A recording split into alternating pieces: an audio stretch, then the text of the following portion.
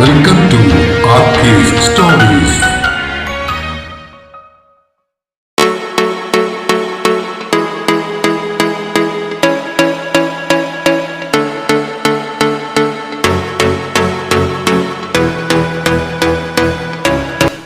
പ്രിയ പ്രണയിനി ഭാഗം 21. രചനയും അവതരണവും രഘുദാസ് കാട്ടുങ്കൽ. തിരക്കേറിയ ഒരു പകലിന്റെ തളർച്ചയോടെ ദേവനന്ദൻ തന്റെ കസേരയിൽ നിന്നും എഴുന്നേൽക്കാൻ തുടങ്ങുകയായിരുന്നു. പോലീസ് സ്റ്റേഷനിലെ സീലിംഗ് ഫാനിൽ നിന്നും വരുന്ന ചടുലമല്ലാത്ത ശബ്ദം ആ മുറിയിലെ നിശബ്ദതയെ കൂടുതൽ അസ്വസ്ഥമാക്കിക്കൊണ്ടിരുന്നു. ആ സമയത്താണ് സ്റ്റേഷന്റെ മുൻപിലേക്ക് ഒരു കറുത്ത BMW കാർ കയറി വന്നത്. ജനാലയിൽ കൂടി പുറത്തേക്ക് നോക്കിയ ASI വർഗീസ് ആ കാറ് കണ്ടതും പെട്ടെന്ന് എഴുന്നേറ്റു. സ്റ്റേഷന്റെ മുറ്റത്ത് ടയറുകൾ ഉരഞ്ഞു നിൽക്കുന്ന ശബ്ദത്തോടെ ആ കറുത്ത കാർ നിശ്ചലമായി. ഡ്രൈവർ ഓടിവന്ന് പിൻവാതിൽ തുറന്നതും ആധികാരികതയുടെയും ഗർവിന്റെയും ആൾ രൂപമെന്നോണം പഴയ പാർട്ടി സെക്രട്ടറി സദാനന്ദൻ പുറത്തേക്കിറങ്ങി. ഏകദേശം 65 വയസ്സിനടുത്ത് പ്രായമുണ്ടെങ്കിലും ചിട്ടയായ ജീവിതം വാർത്തെടുത്ത അരോഗ ദൃഢഗാത്രമായ ശരീരം ആ പ്രായത്തെ വെല്ലുവിളിക്കുന്നതായിരുന്നു. ചുളിവില്ലാത്ത വെളുത്ത ഗദ ഷർട്ടും മുണ്ടും ആ വ്യക്തിത്വത്തിന് ഒരു പ്രത്യേക ഗാംഭീര്യം നൽകി. കഷണ്ടി കയറി തുടങ്ങിയ നെറ്റിത്തടത്തിന് താഴെ സ്വർണ്ണ ഫ്രെയിമുള്ള കണ്ണടയ്ക്കുള്ളിൽ കൂർത്തു തറയ്ക്കുന്ന കണ്ണുകൾ, നരച്ചു തുടങ്ങിയ മുടി പിന്നിലേക്ക് ചീകി വെച്ചിരിക്കുന്നു. ഓരോ ചുവടിലും വർഷങ്ങളോളം അധികാര കസേരയിലിരുന്ന ഒരാളുടെ ആത്മവിശ്വാസം പ്രകടമായിരുന്നു. കയ്യിലുണ്ടായിരുന്ന സ്വർണ്ണ വാച്ചിൽ നോക്കി സമയം ഉറപ്പുവരുത്തതിന് ശേഷം പാറാവുന്നു നിന്നിരുന്ന പോലീസുകാരെ ഒന്ന് അവജ്ഞയോടെ നോക്കിക്കൊണ്ട് അയാൾ സ്റ്റേഷന്റെ പടികൾ കയറി. അധികാരത്തിന്റെ വെയിൽ കാഞ്ഞ് വിളഞ്ഞ രൂപം കണ്ടപ്പോൾ തന്നെ ഡ്യൂട്ടിയിലുണ്ടായിരുന്നവർക്കിടയിൽ ഒരു അസ്വസ്ഥത പടർന്നു. സല്യൂട്ട് അടിക്കണമെന്ന് സംശയിച്ചു നിന്ന പാറാവുകാരുടെ മുന്നിലൂടെ സദാനന്ദൻ തന്റെ സാമ്രാജ്യത്തിലേക്ക് എന്നവണ്ണം പോലീസ് സ്റ്റേഷന്റെ അകത്തേക്ക് പ്രവേശിച്ചു. അപ്പോഴേക്കും അടുത്തേക്കെത്തിയ വർഗീസ് വിധേയത്വത്തോടെ ചിരിച്ചു. എങ്ങനെയുണ്ടോ വർഗീസേ തന്റെ പുതിയ സാറ്? നമ്മുടെ ഹരിഹരന്റെ അത്രയും വരുമോ? നടപ്പിനിടയിൽ സദാനന്ദൻ ചോദിച്ചു. വർഗീസ് ചുറ്റും നോക്കി ശബ്ദം താഴ്ത്തി. അന്ന് കയറിയതല്ലേ ഉള്ളൂ സാറേ, ഒന്നും പറയാറായിട്ടില്ല. എങ്കിലും ഹരിഹരൻ സാറിന്റെ ആ ഒരു തഴക്കം ഇദ്ദേഹത്തിന് ഉണ്ടാകുമെന്ന് തോന്നുന്നില്ല. അർത്ഥവത്തായി തല കുലുക്കിയിട്ട് ഒരു വക്രച്ചിരിയോടെ സദാനന്ദൻ ദേവന്റെ ക്യാബിനിലേക്ക് തള്ളി കയറി. മേശപ്പുറത്തിരുന്ന തൊപ്പിയെടുത്ത് തലയിലേക്ക് വെക്കുകയായിരുന്നു ദേവൻ. എന്താടോ ദേവാ, നാട്ടിൽ ചാർജ് എടുത്തിട്ട് വിശേഷങ്ങളൊന്നും അറിയിച്ചില്ലല്ലോ. അവന്റെ മുന്നിൽ കിടന്നിരുന്ന കസേരയിലേക്ക് കയറിയിരുന്നിട്ട് കാലിന്മേൽ കാലും കയറ്റി വെച്ചുകൊണ്ടായിരുന്നു സദാനന്ദന്റെ ചോദ്യം. ദേവൻ തന്റെ തൊപ്പി തിരികെ മേശപ്പുറത്തേക്ക് വെച്ച് ഒരു നേർത്ത പുഞ്ചിരിയോടെ കസേരയിലേക്ക് തന്നെ ഇരുന്നു. അല്പം തിരക്കിലായി പോയി ചേട്ടാ. പെട്ടെന്നാണ് സദാനന്ദന്റെ സ്വരം മാറിയത്. നിന്റെ തിരക്കിന്റെ കാര്യമൊക്കെ ഞാൻ അറിഞ്ഞു. നീ ആ രാജേന്ദ്രനോട് തട്ടിക്കയറിയെന്ന് കേട്ടല്ലോ. അത് ശരിയായില്ല ദേവാ. അയാളെ നമുക്ക് വേണ്ടപ്പെട്ട ആളാ. ദേവന്റെ മുഖത്തെ ചിരി മാഞ്ഞു. തെറ്റ് ചെയ്തവരോട് മാന്യത കാണിക്കേണ്ട ആവശ്യമുണ്ടോ ചേട്ടാ? സദാനന്ദന്റെ കണ്ണുകൾ ഒന്ന് കൂർത്തു. നോക്ക് ദേവാ, ഞാനിപ്പോ പഴയ പാർട്ടി സെക്രട്ടറി ഒന്നും അല്ലായിരിക്കും. പക്ഷെ ഇന്നും പാർട്ടിയിലെ എന്റെ പിടിപാട് നിനക്കറിയാലോ. അതുകൊണ്ട് വേണ്ട പോലെ നിന്ന നിനക്ക് തന്നെയാ ഗുണം, അത് മറക്കണ്ട. ദേവൻ മറുപടിയൊന്നും പറയാതെ സദാനന്ദനെ തന്നെ നോക്കിയിരുന്നു. അന്തരീക്ഷത്തിൽ ഒരു സംഘർഷത്തിന്റെ മുന പൂർത്തു വന്നു. പിന്നെ വിശ്വം നിന്നെ ഇങ്ങോട്ടേക്ക് മാറ്റിയത് ആദിവാസികളുടെ പുനരധിവാസ കേസ് അന്വേഷിക്കാനാണെന്നതും ഞാൻ അറിഞ്ഞു. അവൻ നിന്നെ പോലെ തന്നെ ചെറുപ്പമാ. കാര്യങ്ങളുടെ ഗുണവും ദോഷവും തിരിച്ചറിയാനുള്ള പ്രായമായിട്ടില്ല അവന്. ആ കേസ് നീ ഞാൻ പറയുന്നത് പോലെ അങ്ങോട്ട് തീർത്താ മതി. വെറുതെ വേണ്ട, അതിനുള്ള ഗുണവും നിനക്ക് കിട്ടും. ഇന്നല്ലെങ്കിൽ നാളെ ഞാൻ വീണ്ടും സെക്രട്ടറിയായി വരുമെന്ന് നിനക്കറിയാലോ. ഭീഷണിയുടെ സ്വരം കലർന്ന വാക്കുകൾ ദേവനന്ദന്റെ രക്തം തിളപ്പിച്ചു. അവൻ കസേരയിൽ മുന്നോട്ടൊന്നാഞ്ഞു. സദാനന്ദൻ ചേട്ടാ, എനിക്ക് മാസാമാസം ശമ്പളം തരുന്നതേ പാർട്ടിയല്ല, ഈ സർക്കാരാ. ഈ സർക്കാർ പറയുന്നത് എന്താണോ അത് ചെയ്യുക എന്നതാ എന്റെ കടമ. അതുകൊണ്ട് നിയമം എന്താണോ അത് തന്നെ ഇവിടെ നടക്കും. ഞാൻ ഈ കേസിൽ സത്യം മാത്രമേ അന്വേഷിക്കൂ. സദാനന്ദന്റെ മുഖം ചുവന്നു. അയാൾ പല്ല് ഞെരിച്ചു. വേണ്ട ദേവാ, വെറുതെ കല്ലിക്കടിച്ച് പല്ല് കളയണ്ട നീ. ദേവൻ പെട്ടെന്ന് എഴുന്നേറ്റു. കണ്ണുകളിൽ എരിഞ്ഞ ദേഷ്യം പുറത്തേക്ക് വരാതെ അവനതൊരു ചിരിയിൽ ഒതുക്കി. സദാനന്ദൻ ചേട്ടാ, എനിക്കിപ്പോ കൊറ്റങ്കാവിലേക്ക് ഒന്ന് പോകണമായിരുന്നു. സമയം കുറച്ചായി. സദാനന്ദൻ വല്ലാത്തൊരു ചിരിയോടെ ദേവനെ നോക്കിക്കൊണ്ട് കസേരയിലിരുന്ന് കാലുകൾ വിറപ്പിച്ചു.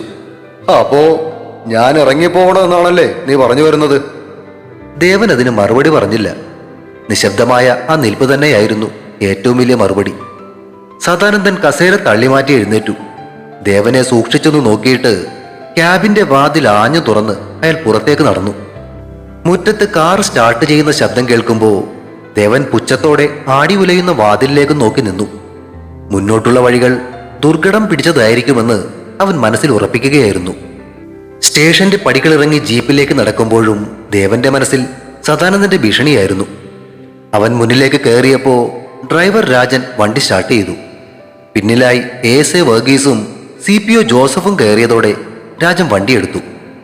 ബൊലേറോ സ്റ്റേഷന്റെ കവാടം കടന്ന് കൊറ്റങ്കാവിലേക്കുള്ള മെയിൻ റോഡിലേക്ക് പ്രവേശിച്ചു. വൈകുന്നേരത്തെ തിരക്കുള്ള കവലയിലൂടെ ജീപ്പ് നീങ്ങുമ്പോൾ റോഡരികിലെ പാർട്ടി ഓഫീസിന്റെ ഒരു വശത്തായി വലിയൊരു ഫ്ലക്സ് ബോർഡിൽ മറ്റു പല നേതാക്കളുടെയും കൂടെ സദാനന്ദന്റെ ചിരിച്ചുകൊണ്ടുള്ള ചിത്രം ദേവന്റെ കണ്ണിൽപ്പെട്ടു. അത് കണ്ടതും പിന്നിലിരുന്ന വർഗീസ് തൊണ്ടയൊന്ന് ശരിയാക്കി. സാറേ, അതെ, നമ്മുടെ സാധാരണ സാറ് പറയുന്നതില് ഒരു കാര്യമുണ്ട് കേട്ടോ. പണ്ട് വെള്ളപ്പൊക്കം വന്നപ്പോഴേ ഇവിടുത്തെ പോലീസുകാരുടെ കുടുംബങ്ങൾക്ക് പാർപ്പിടം ഒരുക്കി തന്നത് അദ്ദേഹമാ. നമ്മുടെ പല ആനുകൂല്യങ്ങളും നേടിയെടുക്കാൻ അങ്ങേര് ഒരുപാട് വിയർപ്പൊക്കെ ഒഴുകിയിട്ടുള്ളതാ. തിരിഞ്ഞു നോക്കാതെ തന്നെ ദേവനൊന്ന് പുഞ്ചിരിച്ചു. അവന്റെ കണ്ണുകളിൽ പക്ഷേ പരിഹാസം ഒളിഞ്ഞിരുന്നു. ഓ, അത് ശരി. അപ്പൊ പോലീസുകാരുടെ ക്ഷേമത്തിന് വേണ്ടി സമാന്തര ഗവൺമെന്റ് നടത്തുകയാണല്ലേ പുള്ളി? വർഗീസ് വിട്ടില്ല. അതല്ല സാറേ, നമ്മുടെ കാര്യങ്ങൾ നോക്കുന്ന ഒരാളോടെ നമ്മളും അല്പം സഹകരണം കാണിക്കുന്നത് നല്ലതാണെന്നേ ഞാൻ ഉദ്ദേശിച്ചുള്ളൂ. ഈ ആദിവാസി പുനരധിവാസ കേസ് അത്ര നിസ്സാരമല്ല. കേരളത്തിലെ പല വലിയ തലകളും അതിന് പിന്നിലുണ്ട്. സാറ് വെറുതെ എന്തിനാ തുടക്കത്തിൽ തന്നെ അങ്ങനെയുള്ളവരുടെയൊക്കെ വെറുപ്പ് സമ്പാദിക്കുന്നേ? ഒന്നുമില്ലേലും സാധാരണ സാറിന്റെയൊക്കെ പഴയ നേതാവായിരുന്നില്ലേ? അങ്ങേര് പറയുന്ന വഴിക്ക് നീങ്ങിയ സാറിന് ഒരു ദോഷവും ഉണ്ടാകത്തില്ല. അത്രയും നേരം കടിച്ചു പിടിച്ചിരുന്ന ജോസഫ് പൊട്ടിത്തെറിച്ചു. അതെ, ദോഷം ഉണ്ടാവില്ല, പക്ഷെ സ്വന്തം നട്ടയിൽ പണയപ്പെടുത്തേണ്ടി വരും അല്ലേ വർഗീസ് സാറേ? വർഗീസ് മുഖം ചൊളിച്ചുകൊണ്ട് ജോസഫിനെ രൂക്ഷമായിട്ട് നോക്കി. നീ നിന്റെ പണി നോക്കിയാ മതി ജോസഫേ, വലിയ തത്വപ്രസംഗമൊന്നും വേണ്ട. ജോസഫ് അത് കാര്യമാക്കാതെ ദേവനെ നോക്കി. സാറേ, സദാനന്ദൻ ചെയ്ത നല്ല കാര്യങ്ങളൊക്കെ സ്വന്തം കീശ വീർപ്പിക്കാൻ വേണ്ടിയുള്ളതായിരുന്നു എന്ന് ഇവിടുത്തെ കൊച്ചു കുട്ടികൾക്ക് പോലും അറിയാം. അയാൾക്ക് വേണ്ടി നിൽക്കുന്നവർക്ക് പലതും കിട്ടിയിട്ടുണ്ടാവും. പക്ഷെ ഈ നാട്ടിലെ പാവപ്പെട്ട ആദിവാസികൾക്ക് കിട്ടേണ്ട ഭൂമി തട്ടിയെടുക്കാൻ ശ്രമിക്കുന്നത് ഇതേ സദാനന്ദന്റെ ഒത്താശയോടെയാ. ജോസഫേ! വർഗീസിന്റെ ശബ്ദം കടുത്തു. മതി, നിർത്ത്. ദേവന്റെ ശബ്ദവും ഉയർന്നതോടെ രണ്ടാളും നിശബ്ദരായി. ദേവൻ വണ്ടിയുടെ ചില്ലിലൂടെ പുറത്തെ കാഴ്ചകളിലേക്ക് നോക്കി. വണ്ടി ഇപ്പോൾ അങ്ങാടി പിന്നിട്ട് റബ്ബർ തോട്ടങ്ങൾക്കിടയിലൂടെയുള്ള വിജനമായ റോഡിലേക്ക് കയറിയിരുന്നു. രാജൻ ഒന്നും മിണ്ടാതെ സ്റ്റിയറിംഗിൽ മുറുക്കി പിടിച്ച് വണ്ടി ഓടിക്കുകയാണ്. വർഗീസേ, ദേവൻ ശാന്തമായി വിളിച്ചു. ഈ സദാനന്ദൻ സഖാവ് തരുന്ന ആനുകൂല്യങ്ങളെക്കാൾ വലിയൊരു ആനുകൂല്യം ഗവൺമെന്റ് എനിക്ക് തരുന്നുണ്ട്. സമാധാനമായിട്ട് ഉറങ്ങാനുള്ളൊരവസരം. അത് കളഞ്ഞിട്ട് എനിക്ക് സഖാവിന്റെ ഒരു സഹകരണവും വേണ്ട. സാറെ, പ്രാക്ടിക്കലായിട്ട് ചിന്തിക്കുക. ഇതേ കേരളമാണ്. ഇവിടെ അധികാരം നോക്കിയേ കാര്യങ്ങൾ നടക്കൂ. വർഗീസ് വീണ്ടും ഉപദേശിക്കാൻ ശ്രമിച്ചു. അധികാരമുള്ള ആൾ തന്നെയാണ് വർഗീസേ എന്നെ ഈ ജോലി ഏൽപ്പിച്ചിരിക്കുന്നത്. വിശ്വൻ സാറിന്റെ കാര്യമാണ് സാറിപ്പോ പറഞ്ഞതെന്ന് എനിക്ക് മനസ്സിലായി. പക്ഷെ അങ്ങേരെക്കാളൊക്കെ അനുഭവ സമ്പത്തുള്ള ആളാ സദാനന്ദ സാറ്. അങ്ങേരെ പിണക്കണ്ടെന്നേ ഞാൻ പറഞ്ഞുള്ളൂ. വർഗീസേ, ദേവൻ സീറ്റിലേക്ക് ചാരിയിരുന്നു കൊണ്ട് തുടർന്നു. നിയമത്തിന്റെ വെള്ളക്കടലാസിലെ സത്യത്തിന്റെ കറുത്ത മഷി കൊണ്ട് എഴുതുന്നതാ എന്റെ ശൈലി. അതില് സദാനന്ദന്റെ ചുവപ്പ് കലർത്താൻ നോക്കണ്ട. പിന്നെ വർഗീസിന് സഖാവിനോട് ഇത്രയ്ക്ക് കടപ്പാടുണ്ടേ യൂണിഫോം അങ്ങ് അഴിച്ചു വെച്ചിട്ട് അദ്ദേഹത്തിന്റെ കൂടെ കൂടുന്നതാ മാന്യത. അല്ലാതെ പോലീസ് വണ്ടിയിൽ ഇരുന്ന് പുള്ളിക്ക് വേണ്ടി വക്കാലത്ത് പിടിക്കുകയല്ല വേണ്ടത്. ദേവന്റെ ആ മറുപടിയിൽ വർഗീസ് നിശബ്ദനായി. അയാൾ ഡോറിലൂടെ പുറത്തേക്ക് നോക്കിയിരുന്നു. ജോസഫിന്റെ മുഖത്ത് ഒരു ഗൂഢമായ ചിരി വിരിഞ്ഞു. രാജൻ അപ്പോൾ ഗിയർ മാറ്റി വണ്ടിയുടെ വേഗത കൂട്ടി. കൊറ്റങ്കാവ് ക്ഷേത്രത്തിന്റെ പരിസരത്തേക്ക് പോലീസ് ജീപ്പ് പ്രവേശിക്കുമ്പോൾ അന്തരീക്ഷത്തിൽ ചെണ്ടമേളത്തിന്റെ നേർത്ത മുഴക്കം ഒഴുകി നടക്കുന്നുണ്ടായിരുന്നു. ഉത്സവത്തിന്റെ അവസാന ദിവസമായ അന്ന് ആ ഗ്രാമത്തിലെ മുഴുവൻ വർണ്ണങ്ങളും ആ അമ്പലപ്പറമ്പിൽ ഒത്തുചേർന്നതുപോലെ ഉണ്ടായിരുന്നു. പാതയോരങ്ങളിൽ നിരനിരയായി നിരത്തിയ ചെറുകടകൾ, പലതരത്തിലുള്ള കളിപ്പാട്ട കടകൾക്കും ആകാശം മുട്ടെ പറക്കുന്ന ഗ്യാസ് ബലൂണുകൾക്കുമായി വാശിപിടിക്കുന്ന കുരുന്നുകൾ. ചുവപ്പും നീലയും പച്ചയും നിറമുള്ള ആ ബലൂണുകൾ കാറ്റിൽ ഉലയുന്നത് നോക്കി നിൽക്കുമ്പോൾ അവരുടെ കണ്ണിൽ തെളിയുന്ന കൗതുകത്തിന് വല്ലാത്തൊരു തിളക്കമുണ്ടായിരുന്നു. മറുവശത്ത് മനോഹരമായി അടക്കി വെച്ചിരിക്കുന്ന കുപ്പിവളകളുടെ കിലുക്കം. ഓരോ നിറത്തിലെ വളകളും കൈകളിൽ അണിഞ്ഞു നോക്കി പുഞ്ചിരിക്കുന്ന പെൺകുട്ടികൾ. ചന്ദനത്തിരിയുടെയും കർപ്പൂരത്തിന്റെയും ഗന്ധം കലർന്ന കാറ്റ് ഉത്സവപ്പറമ്പിനെ ഒരു ദിവ്യ അനുഭൂതിയായി മാറ്റുന്നു. ആ ആൾക്കൂട്ടത്തിനിടയിലൂടെ പതുക്കെ നീങ്ങിയ ജീപ്പ് ക്ഷേത്ര മൈതാനത്തിന്റെ ഒരു വശത്തായി വന്നു നിന്നു.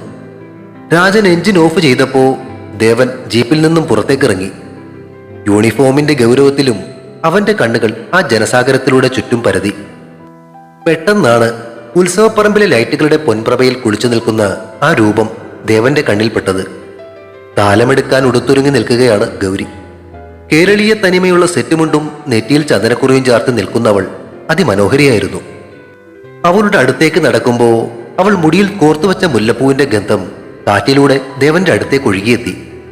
കയ്യിലെ താലത്തിലെ വിളക്കിന്റെ നാളം അവളുടെ മുഖത്ത് ഒരു പ്രത്യേക ശോഭ പടർത്തി നിന്നു. ദേവനെ കണ്ടതും ഗൗരിയുടെ അതരങ്ങളിൽ ഒരു പുഞ്ചിരി വിരിഞ്ഞു. ആ തിരക്കിനിടയിലും അവരുടെ കണ്ണുകൾ പരസ്പരം കോർത്തു. ലോകം അവിടെ നിശ്ചലമായി. ഒരു നിമിഷത്തേക്ക് യൂണിഫോമിന്റെ കാർക്കശ്യവും നിയമത്തിന്റെ വേലിക്കെട്ടുകളും ദേവൻ മറന്നുപോയി. സദാനന്ദന്റെ ഭീഷണിയും കേസ് ഡയറിയുടെ ഭാരവും ആ നിമിഷം അവന്റെ മനസ്സിൽ നിന്നും മാഞ്ഞുപോയി. ഭക്തിയുടെയും മേളത്തിന്റെയും ആരവങ്ങൾക്കിടയിൽ ഗൗരിയുടെ കണ്ണുകളിലെ പ്രണയത്തിൽ അവനൊരു തടവുകാരനായി. പതിഞ്ഞ താളത്തിൽ കൊട്ടിക്കയറുന്ന മേളം പോലെ അവരുടെ ഹൃദയമിടിപ്പുകളും ഒരേ താളത്തിൽ ലയിച്ചു. ആൾക്കൂട്ടത്തിന്റെ ബഹളങ്ങൾക്കിടയിലും തങ്ങൾ മാത്രമുള്ള ഒരു ലോകത്തായിപ്പോയി അവരിരുവരും. തുടരും. പ്രിയ പ്രണയിനി അടുത്ത ഭാഗം ഉടൻ പ്രതീക്ഷിക്കുക. സബ്സ്ക്രൈബ് ചെയ്യാത്തവരുണ്ടെങ്കിൽ ദയവായി സബ്സ്ക്രൈബ് ചെയ്ത് സപ്പോർട്ട് ചെയ്യണേ.